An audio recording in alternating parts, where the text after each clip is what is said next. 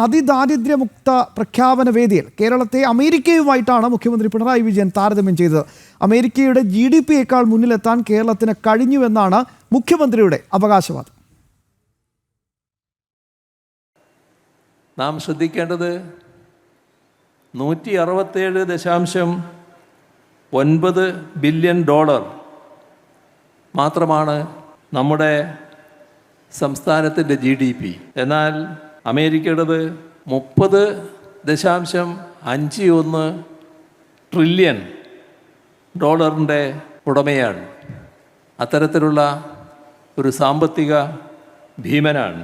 എങ്ങനെയാണ് അവരെ മറികടന്ന് നമുക്ക് മുന്നിലെത്താനായത്? അവരുടെ GDP-യുടെ 0.55% മാത്രമാണ് നമുക്കുള്ളത്.